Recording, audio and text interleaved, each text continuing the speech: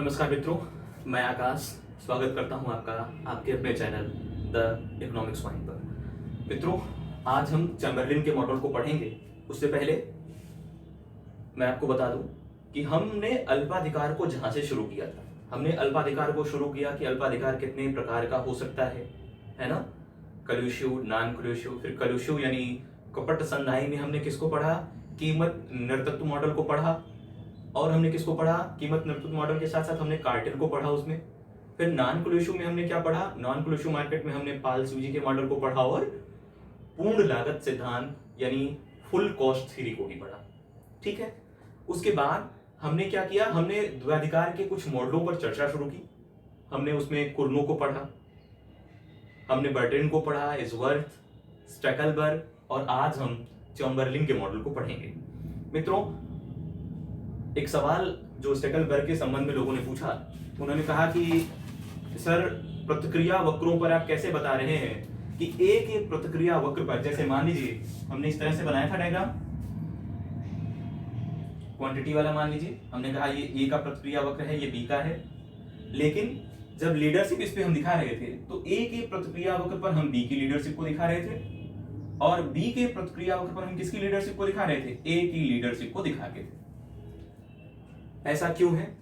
तो याद करिए, हमने आपसे क्या कहा था, हमने आपसे कहा था कि जो विक्रेता ए का प्रतिक्रिया फलन होता है ना, जो विक्रेता ए का प्रतिक्रिया फलन होता है, किस पर डिपेंड करता है वो? हमने आपसे बताया था कि जो विक्रेता ए का प्रतिक्रिया फलन है वो फंक्शन होगा किसका, क्यू बी, यानी बी के द्वारा, विक्रेता बी के द्वारा जो उत्पादन किया जा रहा है। यानी ए का उत्पादन किससे निर्धारित हो रहा है, विक्रेता बी के उत्पादन से। और इसीलिए जब हम प्रतिक्रिया वक्रों या प्रतिक्रिया रेखाओं को खींचते हैं तो हम ए की लीडरशिप को बी के प्रतिक्रिया वक्र पर दिखाते हैं, और इसी तरह से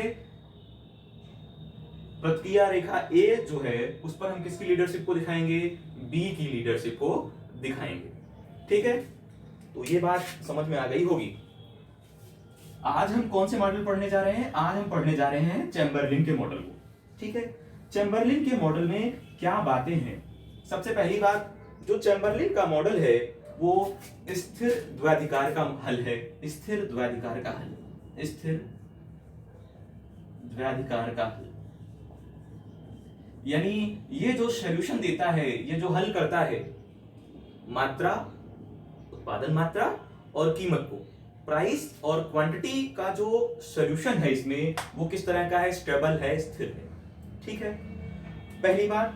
दूसरी बात हम इसमें क्या कह सकते हैं, दूसरी बात हम इसमें कर सकते हैं कि जो चैम्बरलिन का मॉडल है उसमें दोनों ही विक्रेता क्या करेंगे, हमने आपको इंट्रोडक्टरी लेक्चर में भी बताया था डिओपॉली के, कि जो चैम्बरलिन का मॉडल होता है वो क्या करता है, वो उसके अंतर्गत क्या होगा, दोनों ही विक्रेता ए और बी, दोनों ही विक्रेता या फर्में परस्पर निर्भरता को यानी इंटरडिपेंडेंसी को स्वीकार करती हैं। इंटरडिपेंडेंसी को स्वीकार करेंगे, इंटरडिपेंडेंसी को एक्सेप्ट करेंगे, स्वीकार करेंगे। ठीक है, फिर ये इंटरडिपेंडेंसी को भी हम कई तरह से देख रहे थे। वहां पे हमने कहा था एक होता है डायरेक्ट, प्रत्यक्ष, और दूसरा क्या होता है, अप्रत्यक्ष, इनडायरेक्ट।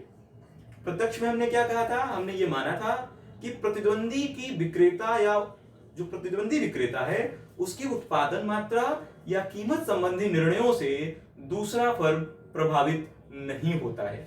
और अप्रत्यक्ष में क्या मानेंगे हम, अप्रत्यक्ष में हम यह मान के चलते हैं कि किसी भी विक्रेता द्वारा या प्रतिद्वंदी विक्रेता द्वारा जो भी निर्णय लिया जाता है उससे दूसरा विक्रेता जो है वो प्रभावित होगा। तो ये मान्यताएं हो गई।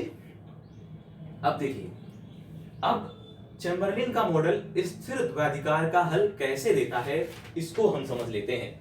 देखिए,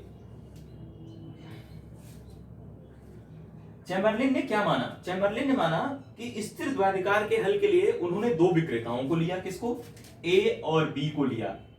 ठीक है, दो विक्रेता उन्होंने लिए हैं, कौन कौन से, ए और बी। और उन्होंने यह माना कि जो विक्रेता ए है वो बाजार में सबसे पहले प्रवेश करता है। यानी आप देखिएगा, इस डायग्राम को देखिए, ये DD1 बाजार मांग वक्र को व्यक्त कर रहा है। DD1 क्या है? बाजार मांग वक्र है। ए उद्योग में सबसे पहले प्रवेश करता है, यानी ए कैसा है? सर्वप्रथम एकाधिकार की स्थिति में है, मोनोपोली में है। और जब वो मोनोपोली में है तब क्या होगा? तब वो क्या कहेगा? बाजार मांग वक्र जो है वो उसका खुद का मांग वक्र होगा। तो उसके सापेक्ष हमने क्या किया है? उसकी एमआर रेखा को खींचा। ये ए की एमआर रेखा है MR1, सीमांत आगम रेखा है। ठीक है, फिर हमने क्या कहा था? हमने कहा है कि total cost is equal to 0, और जब total cost is equal to 0 तो यहां से MC भी 0 होगा, और जब MC 0 होगा, मार्जिनल कॉस्ट 0 होगा, सीमांत लागत शून्य होगी, तो क्या होगा? वो एक्स एक्सिस के पैरेलल होगा, या कह लीजिए और शब्दों में कहते हैं कि एक्स एक्सिस के संपाती होगा, यानी जो एक्स अक्ष है वही सीमांत लागत रेखा है। तो जब ऐसी स्थिति है तो ए बिंदु पर जहां MR MC को काटता है वहां संतुलन की स्थिति होती है। MR MC को एक्स अक्ष पर कहां काट रहा है? ए बिंदु पर काट रहा है। तो ए बिंदु पर क्या होगा? संतुलन की स्थिति होगी। अब हमने इसको क्या किया? यहां से मिला दिया, तो हमें मान लीजिए ये रेखा प्राप्त हो गई। इसको हम बी मान लेते हैं, हाँ ठीक है, इसको मान लीजिए बी मान लेते हैं। ठीक है, इसको हमने B1 मान लिया। देखिए कितनी मात्रा बेच रहा है वो? OA के बराबर। कितनी कीमत वसूल रहा है ए? OP1 के बराबर। और इस तरह से आप यहां पे लिख लीजिए कि ए क्या कर रहा है? ए जब सबसे पहले किस स्थिति में है? एकाधिकार की स्थिति में है। और जब वह एकाधिकार की स्थिति में है, कितनी मात्रा बेच रहा है वो? OA के बराबर। OA के बराबर। कीमत कितनी रख रहा है ये? प्राइस कितने ले रहा है? कीमत कितनी वसूल रहा है? OP1 के बराबर। OP1 कीमत वसूल रहा है। ठीक है, अच्छा इसका लाभ कितना होगा? लाभ कितना होगा? कॉस्ट तो कुछ है नहीं, लागत कुछ है नहीं। ऐसे में जो OA B1 P1 क्या हो जाएगा? इसका लाभ हो जाएगा। OA B1 और P1, ठीक है, इसका लाभ हो गया। अब बाजार में बी फर्म प्रवेश करेगा। जैसे कुर्नों में बात करते थे वैसे ही बातें अभी चल रही हैं। बाजार में बी ने प्रवेश किया, उसने देखा कि ये मांग उसके लिए कितना होगी? B1 D1 के बराबर मांग है। कितनी मांग का सामना करेगा बी? बी क्या करेगा? जो बी है वो क्या करेगा? वो B1 D1 के बराबर मांग रेखा का सामना करता है। B1 D1 मतलब ये वाला हिस्सा। तो B के लिए मांग रेखा कौन सी है? B1 D1 रेखा है। अब वो क्या करेगा? अब वो उसके सापेक्ष में देखेगा उसकी MR रेखा क्या होगी। ये मान लीजिए MR2 है, जो क्या है? जो B की सीमांत आगम रेखा है, मार्जिनल रेवेन्यू लाइन है। वो कहां काट रही है सीमांत लागत को? वो काट रही है, मान लीजिए बिंदु C पर काट रही है। ठीक है, बिंदु C से इसको मिला देंगे आप लोग। बिंदु C से हमने क्या किया? इसको मिला दिया।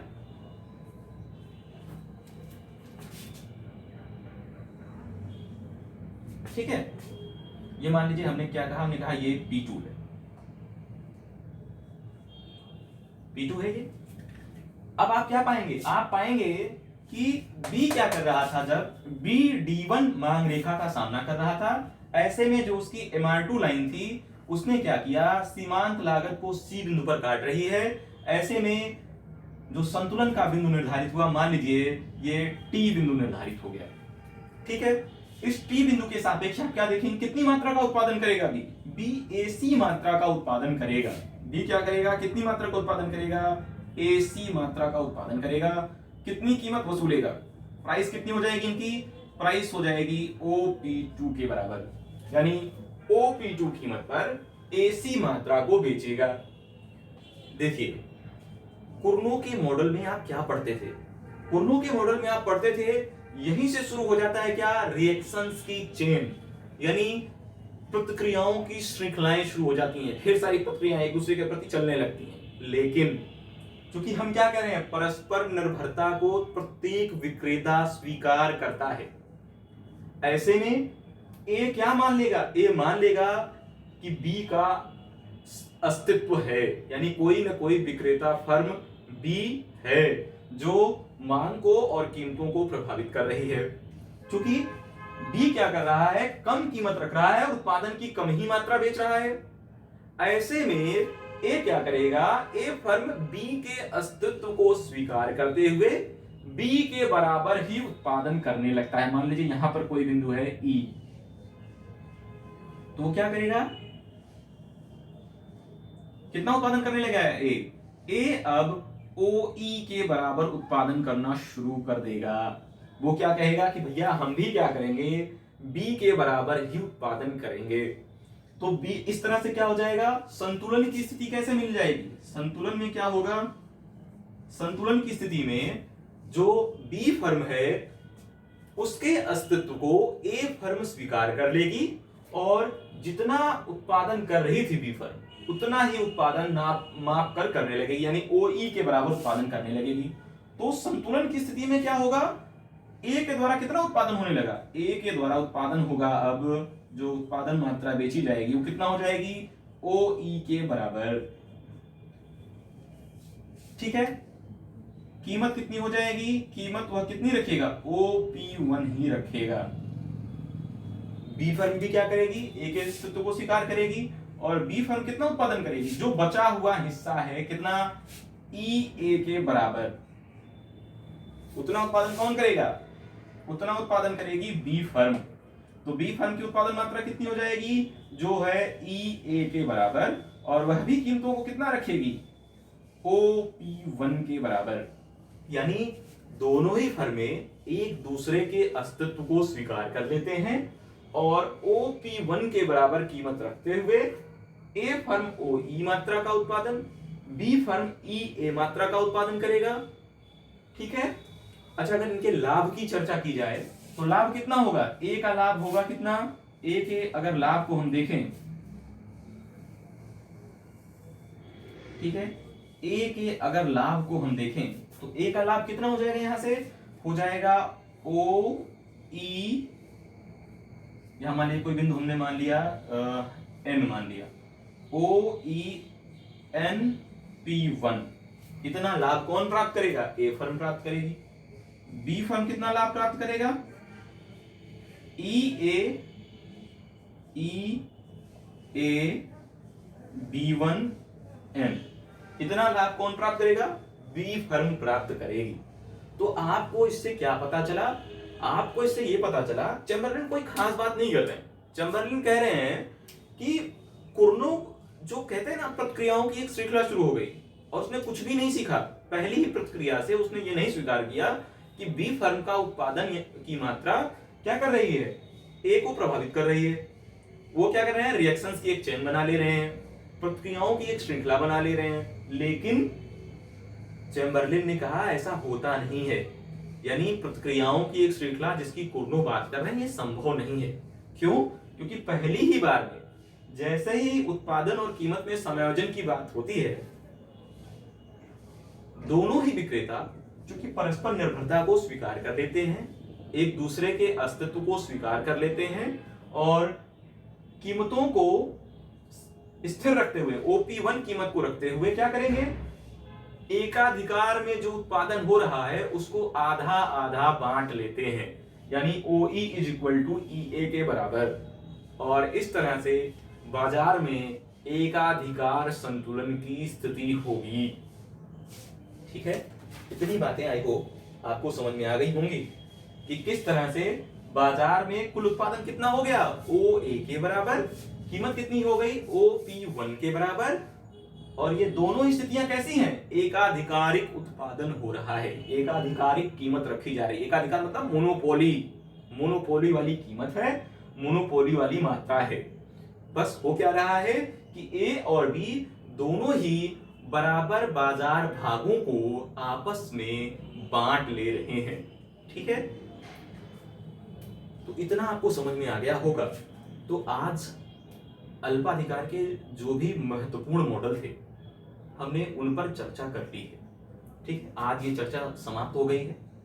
जो भी ग्रेजुएशन के बच्चे या BA थर्ड ईयर के बच्चे इस लेक्चर को देख रहे हैं, मैं उनसे कह दूं कि चूंकि सिलेबस को छोटा कर दिया गया है ना, आपके सिलेबस में कुर्नो और बर्टन ही है, लेकिन ये यूनिवर्सिटी के एग्जाम के पर्पज से, आगे चलकर आपको पता नहीं ये मॉडल पढ़ने को मिले भी या ना मिले, तो इससे बेहतर है कि आधे आधे घंटे या 15-15 मिनट के लेक्चर होते हैं मेरे, आप उनको देखकर अपना एक कॉन्सेप्ट तैयार कर सकते हैं, एक व्यवस्थित नोट्स बना सकते हैं। ठीक है। दूसरी बात क्या है, जो एस्पिरेंट इन लेक्चर्स को देख रहे हैं, मैं उनको बता दूं कि सवाल कैसे पूछे जा सकते हैं। जैसे कुर्नों से सवाल पूछा जा सकता है कि कुर्नों में वेरिएबल चर कौन सा है जिससे संतुलन, मात्रा और कीमत निर्धारित हो रही है। तो कुर्नों में आपने क्या पाया था, क्या बार बार चेंज हो रहा था, उत्पादन मात्रा। मैं यहां लिख देता हूं कि जो कुर्नों का मॉडल है, इसको मिटा दें। देखिए, जो कुर्नों का मॉडल है, जो कुर्नों का मॉडल आपने पढ़ा था, कुर्नों का मॉडल, उसमें यहां मैं लिख देता हूं वेरिएबल चर जिससे संतुलन आ रहा है। ठीक है। कुर्नों में आपने क्या माना था, उत्पादन मात्रा। ठीक है। बर्टन ने कुर्नों की आलोचना की, बर्टन ने कुर्नों की आलोचना की और उन्होंने क्या कहा कि जो वेरिएबल है, जो संतुलन निर्धारित करने वाला चर है, वो क्या है, कीमत है। फिर एजवर्थ आए, एजवर्थ ने क्या कहा, एजवर्थ ने वैसे एनालिसिस के लिए कीमतों को लिया, पर इन्होंने कहा कि ये कीमत वार, प्राइस वार दोनों ही विक्रेताओं के बीच में चलता रहेगा। फिर हमने क्या किया, स्टेकलबर्ग को लिया। स्टेकलबर्ग में क्या होगा, स्टेकलबर्ग में क्या हुआ, मात्रा और कीमत दोनों को ही इन्होंने वेरिएबल के रूप में लिया, अलग अलग स्थितियों में दोनों को ही इन्होंने क्या किया, वेरिएबल के रूप में लिया। ठीक है। उसके बाद आज हमने किसको पढ़ा है, आज हमने चैम्बरलिन को पढ़ा है। चैम्बरलिन में भी मात्रा और कीमत दोनों वेरिएबल हो सकते हैं। हमने देखिए आपको केवल मात्रा के संबंध में ही इसकी व्याख्या की, कहीं कहीं पे आपको कीमतों को लेकर भी इस तरह का समायोजन मिल जाता है चैम्बरलिन के मॉडल को लेकर, कि जैसे चैम्बरलिन क्या कहते हैं कि P1 और P2 के बीच में कहीं पर कीमत है, यहां कहीं पे बीच में कीमत है। अब क्या होगा, दोनों ही विक्रेता क्या करेंगे, एकाधिकार की स्थिति, पहला आया एकाधिकार की स्थिति में है, तो वहां इसने क्या किया, कीमतों को OP1 कीमत रखी। दूसरे विक्रेता ने प्रवेश किया, बी ने प्रवेश किया मार्केट में, उसने कहा हम भी कीमतों को OP1 रखेंगे।